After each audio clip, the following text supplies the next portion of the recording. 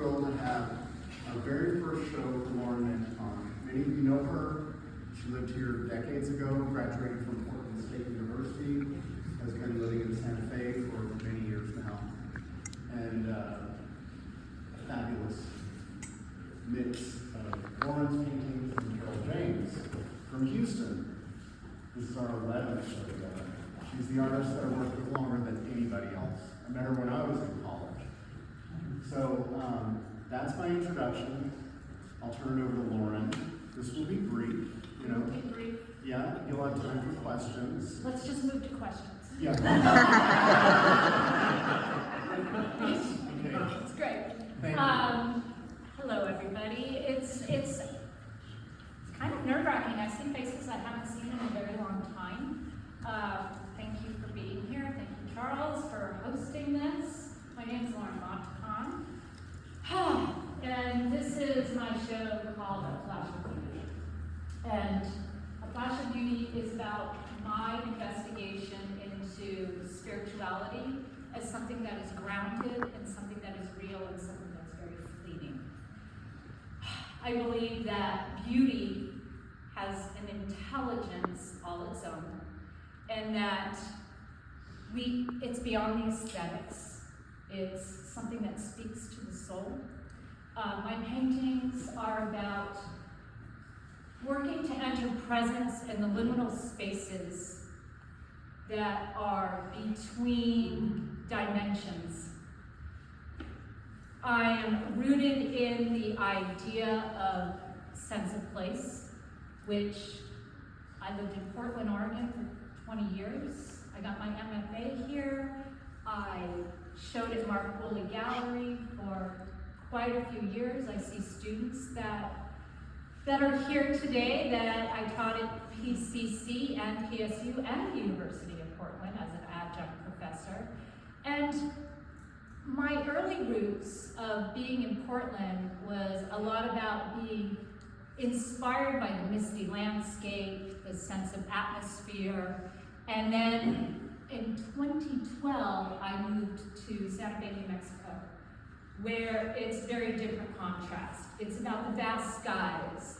It's about sage green and electric thunderstorms meeting dry land. And that sense of place there really changed me. And the work became a lot more luminous. And over time, I was able to own more and not be so apologetic about my spiritual pursuits. In the 80s, I got my bachelor's degree in conceptual photography, where I was interested at a very young age of the corporal body, materiality, moving into a transcendence of spirit. I would take photographs of myself, autobiographical self-portraits, with a flashlight in the dark, capturing it from afar with one long shot, trying to capture that essence of spirit. And then right around the same time, in the 80s, I saw a show at LACMA, the LA County Museum of Art. It was called The Spiritual in Art, Abstract Painting. And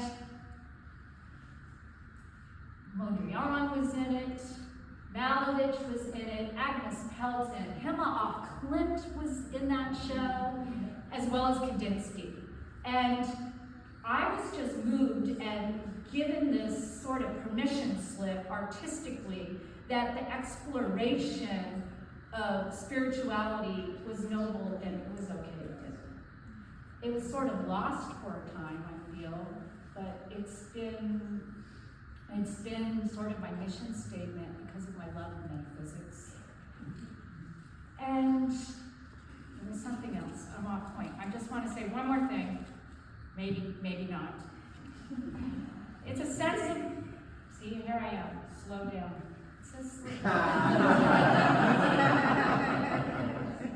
Sense of presence and entering into the paintings and the luminosity, spending time with them. And in this chaotic world that we live in right now, I just feel that sense of connection if we can take in works that aren't for me anyway, intellectualize, but just to take it in with our whole bodies. And yeah, I'm gonna leave it at that. Thank you. Yeah.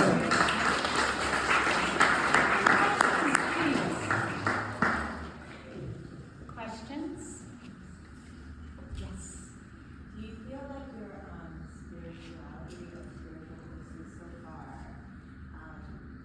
is more sort of feminine? Because it's finding for me, when I look at your work, it seems very feminine, like sensual. Well, there's a sensuality to it. I think working with materials is actually a very feminine experience. I believe, I'm a process painter, and I paint many layers. I build up those layers. I get in trouble, I get out of trouble. It's chaos, it's not chaos. And I think sometimes femininity or the female experience is saying that intuition is lesser than logic. And so with that, I would say, yeah, my feminine experience is I don't plan out my paintings. I wait for what arrives, what shows up. And I think that's a feminine quality. Lauren, did you feel that when you moved to Santa Fe, that at first you were in Taos, right? I was in Taos. I landed in the Southwest because I did 2 art residencies, the Santa Fe Art Institute and the Helene Wurlitzer. And the Wurlitzer's in Taos, and the Santa Fe Art Institute, so I was there 6 months. Did you feel coming from the Northwest, all the green, all the water, that you were from the West had changed? Absolutely. I think what happened at first, I have a dog, and I walk my dog every day, and I forget that the coyotes and the deer and the chasing my dog and being with the sage and the earthen browns and the pinks and the oranges, because the sky, like someone said to me once, I'm from Southern California originally, don't you miss the ocean? And I'm like, well, the landscape of the Southwest is a lot like an ocean. It's just vast. And you get to watch these clouds, and I realized my work started changing and the colors got softer even. I mean, they were soft, but this is different. This was sense of place. Yeah. It kind of envelops you like an essence. It can be overpowering in a different way. I think Portland was just, like I said at the beginning, condensed atmosphere, mist, and veils. Things started revealing itself more.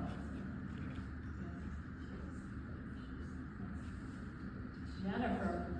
I feel like there's a geometry in these works that I don't always see. Yeah. And so can you talk about that? Yeah, sacred geometry, not planned out, but I was really looking for kind of conform with something a little more ethereal. So the forms themselves started showing up as pyramids and triangles, and this sacred geometry is like, how do I say this? This is a little out there. If we live in a 4th-dimensional world, which is time, and we flip into maybe what 5 dimensions might be, I sense that sacred geometry might live there. And so I'm trying to bring a groundedness through the paint itself, through the materials itself, into the work. But you're right, it wasn't there before. I did consciously set out to start bringing form that sort of marries a ethereal quality.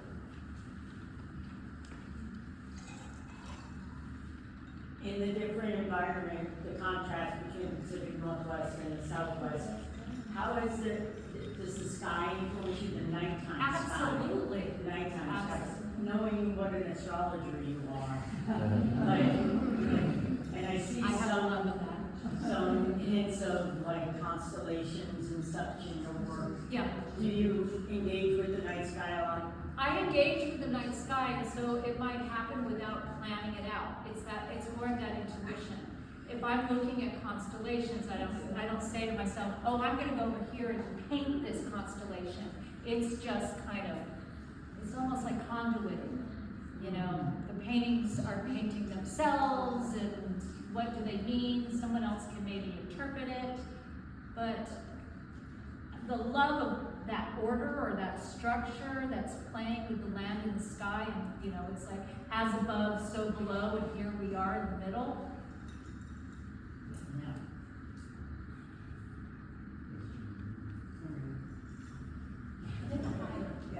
You were looking for our spirits.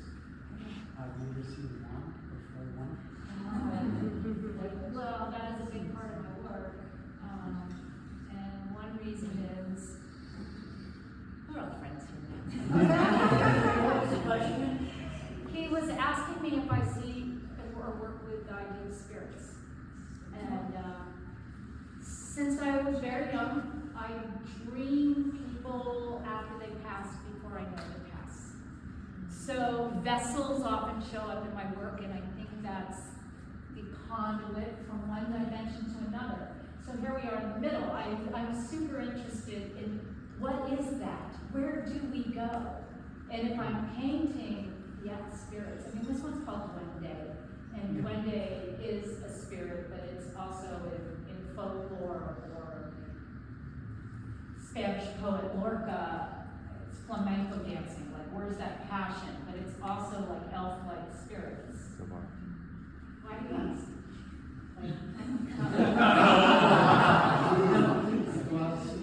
What's that? Because I've seen it. I don't know, I feel it was a dream, but it wasn't, it was pretty real to me. So that reminds me. And this piece, I mean, I was looking at it in the gallery, and I loved how it changed since it came from my studio and it's now here, is it's emulating a different kind of light. And there's just a subtle green here, so that could be grounding, it's also the heart. But I didn't plan that. I didn't even really see it till afterwards. Yeah. I'm really appreciating the, I don't know how to say it simply, but the portal in each painting.